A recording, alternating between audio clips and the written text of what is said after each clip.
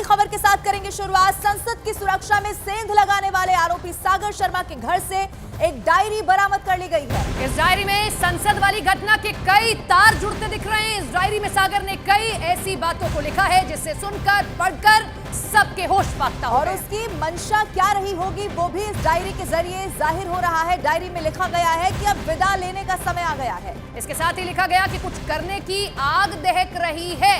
क्या ये आग वही आग है जो वो कोशिश संसद में कर रहा था कि नीचे कूदा दीर्घा से और उसके बाद में उसने वो कलर स्मोक चलाया? यानी कि ये कोई सडनली प्लान की हुई चीज नहीं थी। ये हम आपको हाईलाइट करके भी दिखाएंगे उस डायरी में से कि कैसे वो लिख रहा है घर से विदा लेने का समय आ गया है, कुछ करने की आग देख रही है मन में। और ये एक्सक्लूसिव तस्वीर आपके टीवी स्क्रीन पर हम आपको दिखा रहे हैं। ये देखिए डायरी है जो सागर के घर से बरामद हुई है। हालांकि इसमें और भी बहुत कुछ लिखा हुआ है जिसे समझने की और भी कोशिश की जा रही होगी, लेकिन बड़ी खबर है, एक्सक्लूसिव तस्वीर है। ये वो देखिए डायरी है जो सागर के घर से बरामद हुई है जिसमें लिखा गया है, एक तरफ डर की भी यहाँ पर बात लिखी गई है और ये कहा गया कि घर से विदा लेने का समय अब बहुत नजदीक आ रहा है।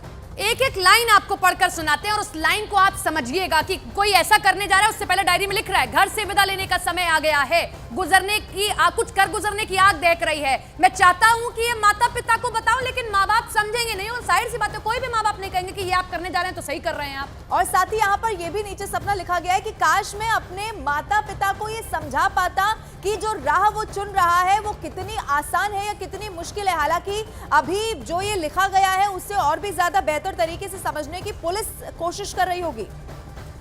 तो ये डायरी बहुत चौंका रही है। दीपक बिष्ट हमारे साथ, हमारे सहयोगी लाइव जुड़ रहे हैं, उनका रुख कर लेते हैं। दीपक, डायरी में जो लिखा है उससे साफ दिख रहा है कि ये कोई सडनली किया हुआ काम नहीं है, सोची समझी साजिश थी, माता पिता को बताने की कोशिश की, लेकिन कैसे बताएगा क्योंकि सरासर गलत करने जा रहा है वो ये।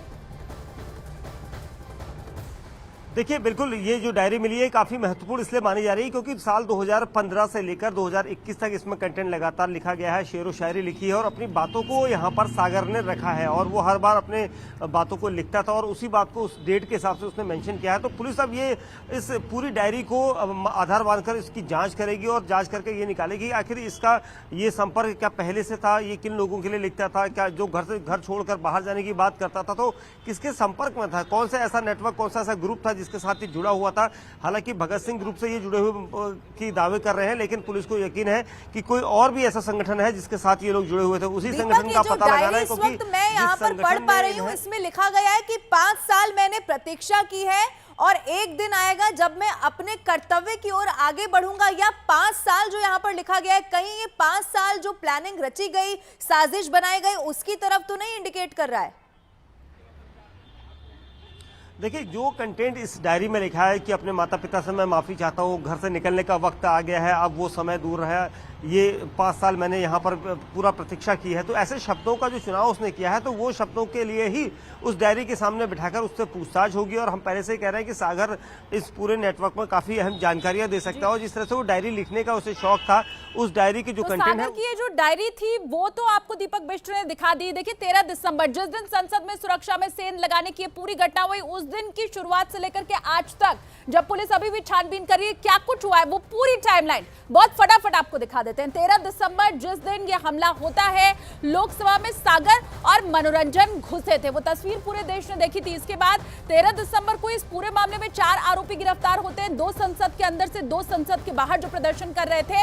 और 14 दिसंबर की रात आरोपी ललित झा और महेश ने दिल्ली में सरेंडर कर दिया। उन्होंने खुद, क्योंकि अंदाजा हो गया था कि बच नहीं पाएंगे, 13 दिसंबर को घटना का वीडियो बना करके ललित दिल्ली से नागौर पहुंचा था, उसी के ऊपर जिम्मेदारी थी इस वीडियो को वायरल करने की। आरोपी महेश ने ललित के लिए नागौर में होटल का इंतजाम कराया था, इसलिए महेश की भी अब पूछताछ की जाएगी, उसके साथ भी अब वो भी आरोपी है। संसद में घुसने के पहले 4 आरोपियों ने ललित को अपने मोबाइल फोन दे दिए थे तुम्हारे हवाले और उसी फोन के जरिए कहा जा रहा था कि पुलिस को बहुत सबूत मिल सकते हैं, लेकिन ललित ने वो जो फोन थे दूसरे साथियों के भी और खुद के भी उसे जला दिया, कोई एविडेंस बाकी ना बचे। दिल्ली पुलिस की स्पेशल सेल ने आरोपियों के फोन की सीडीआर अब निकालेगी ताकि आगे तफ्तीश बढ़ाई जा सके। लखनऊ में स्पेशल ऑर्डर देकर के आरोपियों ने जूते बनवाए थे ताकि उसके अंदर छुपा करके और अंदर सामान ले जाया जा सके। 4 आरोपियों से पुलिस रिमांड में पूछताछ कर रही है, एक गिरफ्तार है, हिरासत में भी अभी 2 आरोपी हैं। और संसद सुरक्षा चूक मामले में एक बहुत बड़ा अपडेट जो निकलकर सामने आ रहा है वो बता दें। सूत्रों के हवाले से खबर यह है कि दिल्ली पुलिस की स्पेशल सेल ने 6 टीमों का गठन कर दिया है। ये टीमें लखनऊ, मैसूर, कर्नाटक, राजस्थान, महाराष्ट्र और हरियाणा में आरोपियों की लोकेशन पर जाएंगी। जहां जहां ये आरोपी रहे हैं वहां जाकर पूछताछ की जाएगी, सबूत इकट्ठा किए जाएंगे। और इन सभी लोकेशन पर आरोपियों ने अपनी मूवमेंट की थी या वो रहने वाले थे। स्पेशल सेल को आरोपियों की 7 दिन की कस्टडी मिल चुकी है। इतने समय में उन्हें अलग अलग लोकेशंस पर ले जाया जाएगा, इसीलिए 6 टीमें गठित की गई हैं ताकि सभी आरोपियों को अलग अलग शहरों में रवाना किया जा सके। ये इसलिए महत्वपूर्ण है क्योंकि उन जगहों पर ले जाकर उनसे पूछताछ की जाएगी, यहां आप कहां रहे, कैसे आपने काम किया। और सूत्रों के मुताबिक दिल्ली पुलिस की स्पेशल सेल ने 6 टीमें बनाई हैं जो कि इस पूरे मामले की तह तक पहुंचेंगी। अब ये 6 टीमें कहां जाएंगी वो भी आपको बता देते हैं। 6 टीमें हैं, दिल्ली पुलिस की स्पेशल सेल की 6 टीम है और यही अब इस पूरे मामले की जांच करेगी। ये 6 टीम देश के अलग अलग 5 राज्यों में पहुंचेगी। ये राज्य वही है जहां से आरोपी दरअसल ताल्लुक रखते हैं। उत्तर प्रदेश का लखनऊ, यहाँ भी एक टीम पहुंचेगी। इसके अलावा कर्नाटक के मैसूरू का एक आरोपी है तो कर्नाटक भी एक टीम जाएगी। इसके अलावा हरियाणा की रहने वाली एक है, राजस्थान भी पहुंचेगी टीम क्योंकि राजस्थान का भी एक आरोपी है। महिला आरोपी नीलम वो हरियाणा के जींद की रहने वाली है। महाराष्ट्र का एक आरोपी है। तो ये अलग अलग 5 राज्य हैं जहां पर इन टीमों को पहुंचना है और ये टीम पहुंचकर यहाँ तफ्तीश करेगी।